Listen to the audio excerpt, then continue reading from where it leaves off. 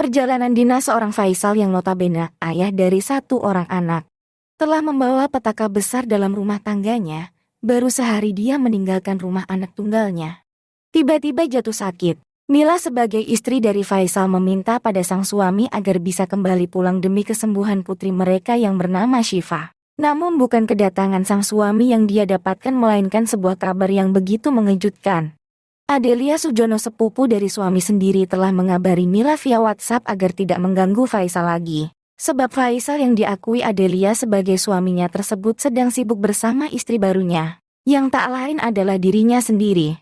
Mila marah tak menduga bahwa sepupu suaminya ternyata adalah istri kedua yang disembunyikan oleh Faisal. Mila pun langsung menghubungi kedua mertuanya akan tetapi sang mertua malah berpihak kepada Faisal dan Adelia. Kesabaran Mila habis, perempuan tegar itu pun bertindak tanpa maaf. Mila langsung membakar ijazah dan seluruh pakaian milik suaminya. Dia memutuskan untuk menggugat cerai Faisal lalu melaporkan suaminya sebagai tindakan keji suami dan selingkuhannya itu ke kantor polisi. Apakah Mila akan mendapatkan kebahagiaan setelah bercerai dengan suaminya? Yuk simak baik-baik cerita novel ini dengan karya Meisya Jasman. Sekarang Bunda akan lanjut bab 18 dan bab 19. Sebelum lanjut jangan lupa like, share dan subscribe.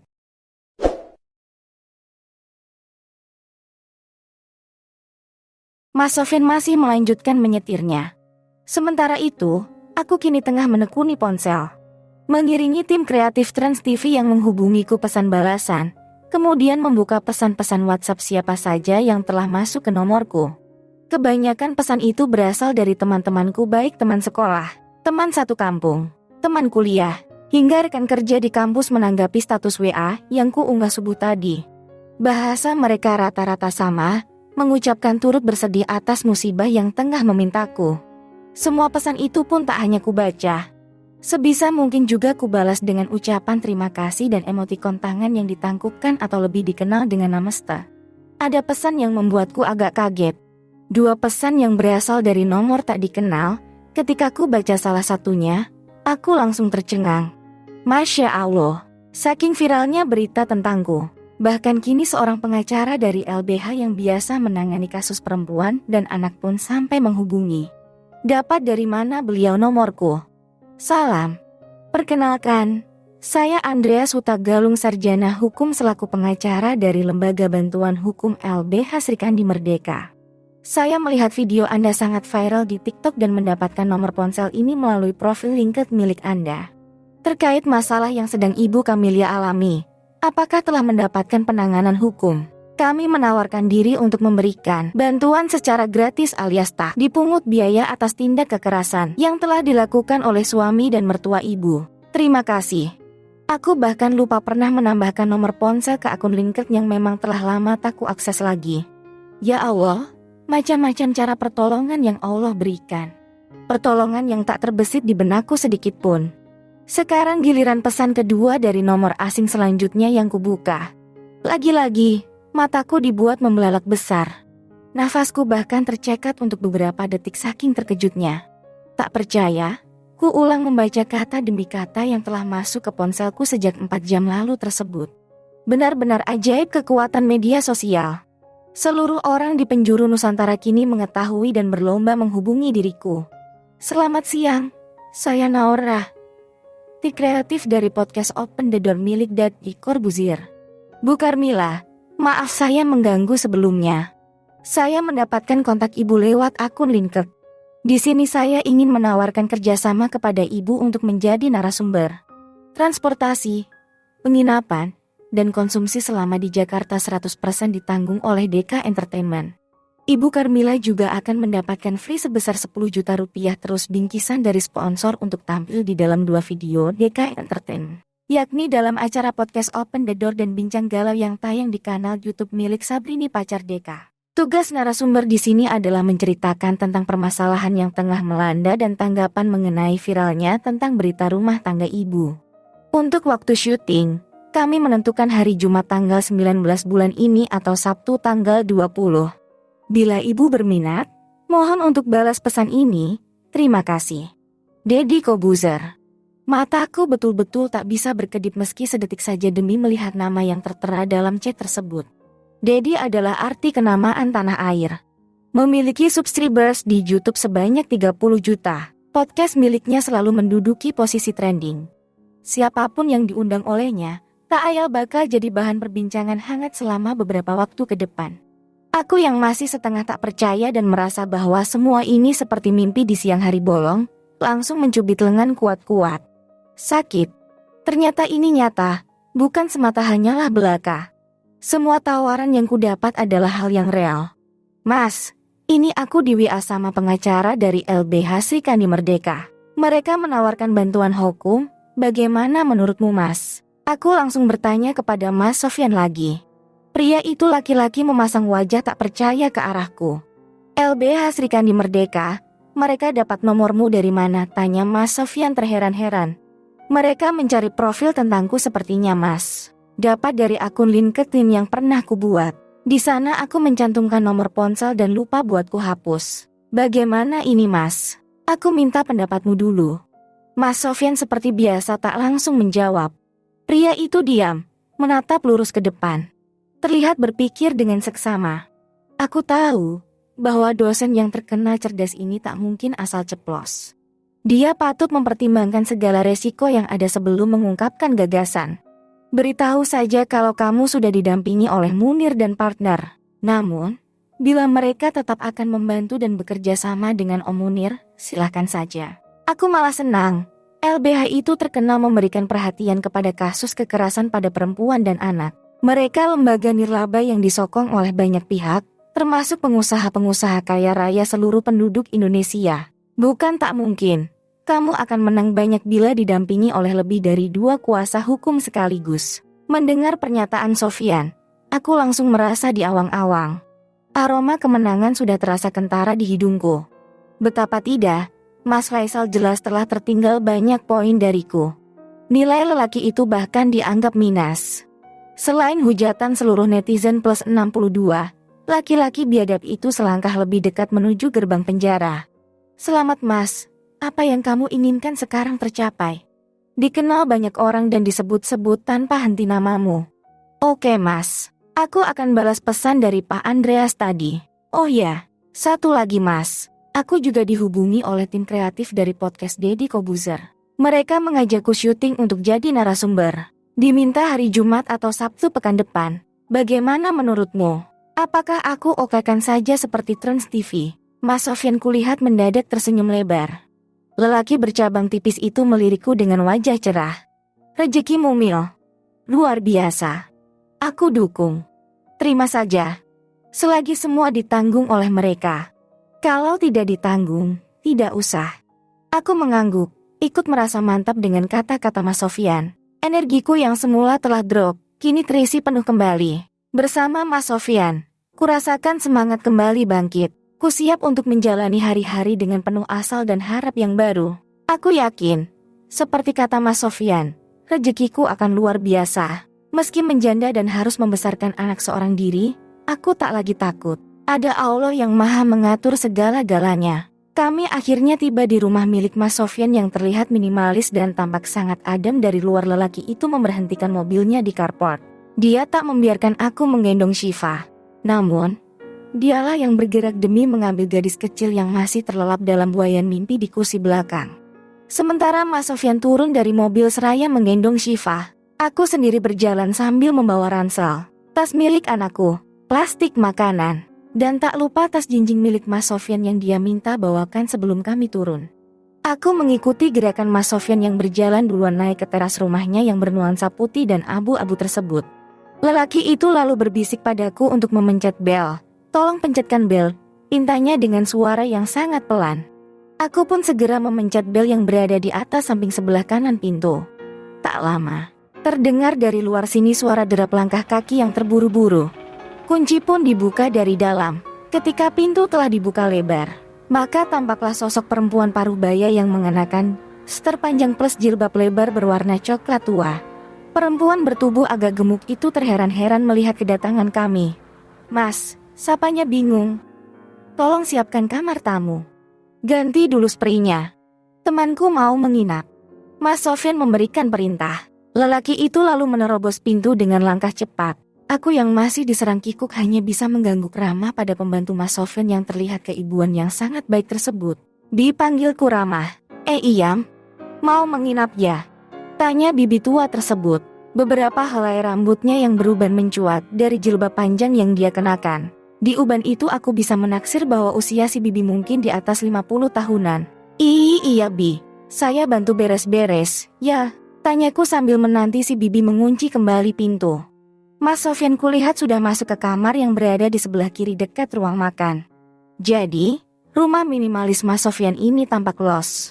Dari ruang tengah yang cukup luas, kita akan langsung melewati ruang televisi yang di sebelah kirinya terdapat sebuah kamar. Kemudian, di sebelahnya ada satu kamar lagi, pas menghadap ke ruang makan yang menyatu dengan dapur. Kemudian di sebelah kanan sepertinya ada kamar lagi. Pintunya setelah kulihat menghadap persis ke arah kitchen set. Dalam satu pandangan dari pintu ini maka seluruh penjuru rumah Mas Sofyan yang berbentuk persegi tersebut akan tampak. Jangan, Nguk, duduk saja di sini. Bibi akan buatkan minuman dulu, ya kata si bibi sopan. Tidak usah, Bi. Saya sudah makan, aku berkilah. Norak si bibi dan memutuskan untuk duduk di sofa milik Mas Sofyan yang berwarna abu-abu. Gak apa-apa, Mas Sofyan nanti marah kalau tamunya tidak dikasih minum. Bibi itu tersenyum manis. Beliau berjalan sambil membungkukkan badan saat melewatiku. Kemudian gesit ke dapur dan terlihat membuka kulkas. Aku pun duduk seraya menunggu Mas Sofyan keluar dari kamarnya. Kamar itu kulihat setengah terbuka. Lampunya menyala. Tak lama, lelaki itu pun keluar dan menutup kembali daun pintu pelan-pelan. Tidurnya mendengkur. Dia sepertinya keletihan, biar aja dia tidur di kamarku dulu, ucap pria itu seraya mendekat ke sofa. Aku langsung deg-degan saat Mas Sofyan duduk di seberangku. Tiba-tiba aku teringat dengan dompet milik Mas Sofyan yang masih kusimpan di dalam ransel. Maka, aku cepat-cepat mengeluarkannya, lalu menyodorkannya di atas meja. Mas, ini dompetnya. Terima kasih. Aku berkata pelan, agak menunduk sebab teringat dengan foto yang kulihat di dalam sana. Iya, tiba-tiba saja aku sangat malu. Mila, maafkan aku atas foto yang kusimpan di dalam sana, ucap Mas Sofyan yang sangat tiba-tiba itu sontak membuat lututku gemetar. Dadaku mencelos. Mas, kamu sungguh ingin membahas ini? Tidak apa-apa, gumamku terbata. Ada yang bertalu-talu dalam dada. Perasaan yang tak biasa. Lebih mirip dengan sesak akibat asam lambung naik. Aku dilanda nervous rupa-rupanya. Foto itu sudah lama sekali di dalam dompetku. Sebelum kamu menikah jelasnya, aku yang terlalu pengecut waktu itu. Aku juga yang kurang ajar sebab telah mempertahankan potret istri pria lain di dalam dompetku. Minta maaf, aku akan membuangnya. Kupotong cepat ucapan Mas Sofyan. Tidak perlu, terserah saja kalau mau disimpan. Tak kuduga, aku bisa menukas dengan kata-kata barusan. Setelah seperempat detik barulah kusadari bahwa kalimat yang tadi sepertinya menggelikan. Ya ampun. Seketika terbit sebuah lengkung di bibir milik Mas Sofyan. Cerah wajah lelaki dengan tubuh agak berisi tersebut. Manik hitamnya kini memancarkan sebuah cahaya penuh harap. Aku bisa membaca jelas betapa dia begitu menatapku antusias. Mas Sofyan, terlambat kusadari bahwa engkau menyukaiku. Mungkin rasa sukamu itu bahkan telah bercokol ketika aku duduk di semester 1 dan kali pertama jumpa denganmu dalam mata kuliah struktur bangunan. Maaf aku yang tak peka, aku kini merasa sedih, mengapa dulu tak kau katakan saja rasa suka itu padaku? Apakah karena aku telah duluan dekat dengan Mas Faisal? Baiklah, aku minta izin agar fotomu tetap ada di dalam dompetku. Tidak apa-apa kan? Tanyanya. Jelas, aku mengganggu. Ada alasan bagiku untuk melarang pria itu. Lagi pula sebentar lagi aku akan resmi melajang. Meninggalkan 1000 kenangan tentang pernikahan pertamaku bersama Mas Faisal. Siap meniti masa depan dan mendapatkan pengganti yang lebih baik. Entah itu Mas Sofyan atau bukan, aku menyerahkannya kepada Tuhan saja. Permisi, maaf bibi ganggu. Ini teh dan kopinya, silahkan dinikmati. Mas, kata si bibi yang belum kuketahui namanya. Wanita bertubuh gemuk itu lalu duduk di lantai sembari menyajikan segelas teh panas dalam cangkir putih dan satu lagi kopi susu yang tercium nikmat aromanya. Bibi juga menghidangkan sepiring biskuit gandum dengan selai coklat di tengahnya. Masya Allah, Perutku padahal sudah terasa sangat penuh.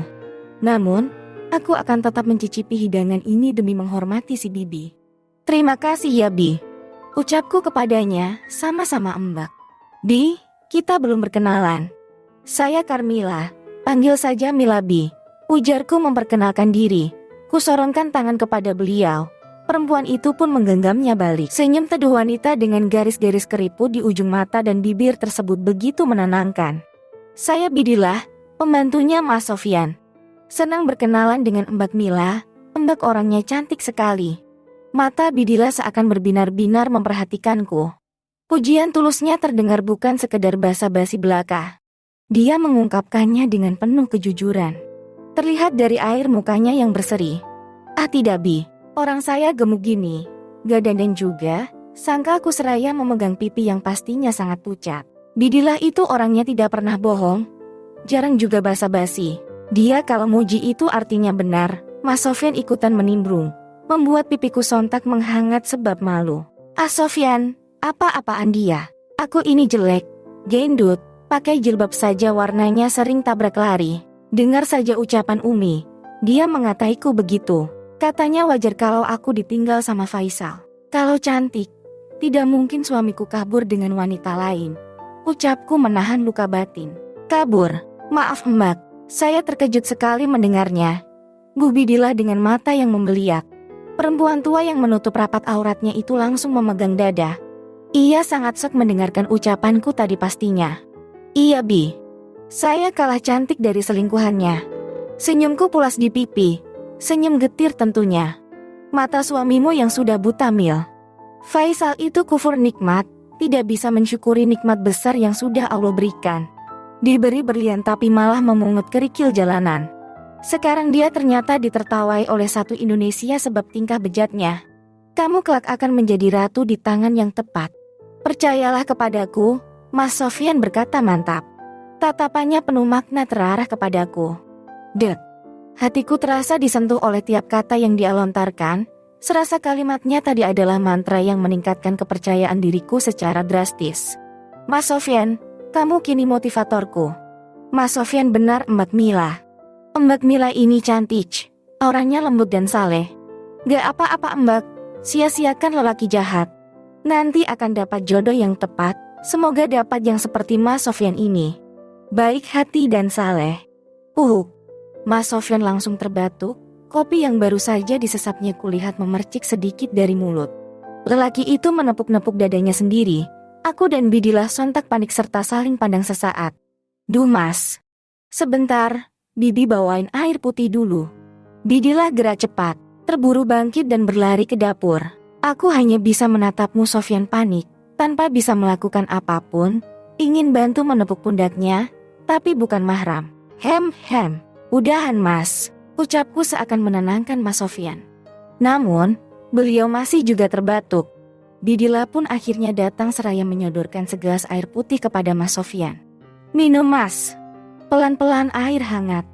Mas Sofyan pun perlahan meminum air tersebut. Batuknya langsung senyap. Wajah pria itu kini berubah merah. Mas, saya salah ya. Minta maaf ya Mas, kata Bidilah takut-takut. Enggak, Bibi enggak salah kok. Saya aja yang langsung kaget karena dibilang baik dan saleh. Emang, saya begitu ya Bi?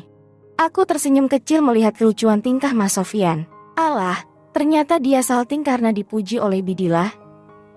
Dada saja. Selamat malam, bersama saya Menanda dalam headline New Petang. Jagat maya tengah dihebohkan dengan sebuah video penyerangan yang sangat viral. Video tersebut melibatkan perkelahian antara 4 orang perempuan melawan satu perempuan lainnya berbuntut panjang. AS yang diketahui sebagai pemilik sebuah salon kecantikan dan agen travel perjalanan, ini berhasil diamankan di kantor polisi bersama pria yang diakui sebagai suami yakni FZH.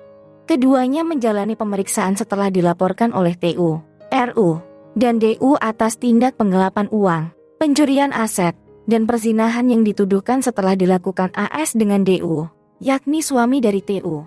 Tak hanya sampai di sana, istri dari FZH, KPM, juga lebih dulu melaporkan suaminya dan AS atas tindak pemalsuan dokumen pernikahan dan penelantaran.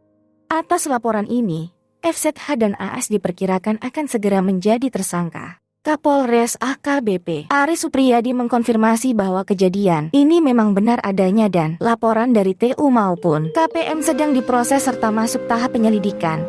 Acara televisi yang tengah ku tonton di ruang tengah sama Sofyan bersama Bidilah membuatku sontak terkejut.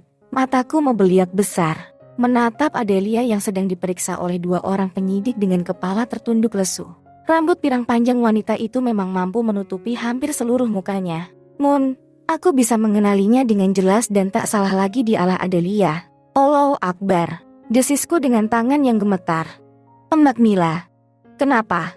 Tanya Bidilah yang duduk bersamaku di atas sofa panjang berwarna hijau sanga. Itu suamiku dan selingkuhannya Bi. Seruku dengan perasaan yang tak karu-karuan. Mas Sofyan yang semula berada di teras luar sebab tadinya mengangkat telepon, kini tiba-tiba masuk. Pria itu berlari buru-buru mendatangi kami dengan wajah yang tampak bersemangat. Mila, aku dapat kabar bahwa suamimu dan gundiknya telah ditahan malam ini. Mas Sofyan yang telah berganti pakaian dengan celana pendek selutut dan baju kaos hitam kedodoran tersebut berseru lantang. Dia terlihat sangat happy, benar-benar bahagia seperti orang yang mendapatkan lotre. Betulkah? Tanyaku seraya bangkit dari duduk. Mas Sofyan mengangguk. Dari gesturnya, dia benar-benar seperti orang yang bahagia. Om Munir yang kasih tahu.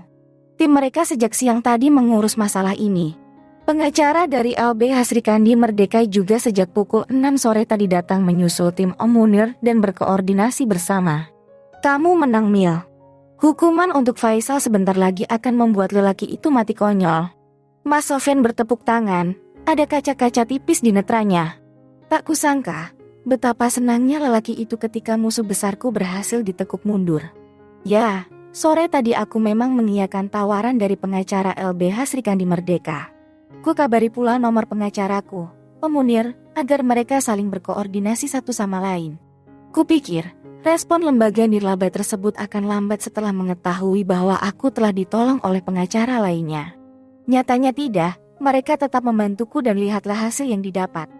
Kedua pasangan binal itu kini bahkan sampai masuk televisi dan sebentar lagi menyandang status sebagai tersangka. Alhamdulillah ala kulli hal. Semua ini seperti mimpi. Nyata adanya. Om Munir bilang, kalau rumahmu sudah diamankan oleh polisi. Tenang saja Mila. Rumah itu akan menjadi hakmu juga pada akhirnya. Kamunya janji akan memperjuangkan hak untukmu dan Syifa. Kamu jangan khawatir ya. Berlembut Mas Sofyan sontak membuat air mataku luluh. Tungkai ini pun terasa lunglai lagi. Lemas, saking terharu birunya. Aku pun terduduk di atas sofa kembali, tepat di sebelah Bidilah yang kini memberikan dekap hangatnya. Mas makasih, gumamku lirik seraya mengusap air mata. Jangan makasih ke aku Mil. Makasih ke Allah, Dia yang memberikan kuasanya, hingga alam pun merestui kebahagiaan untukmu.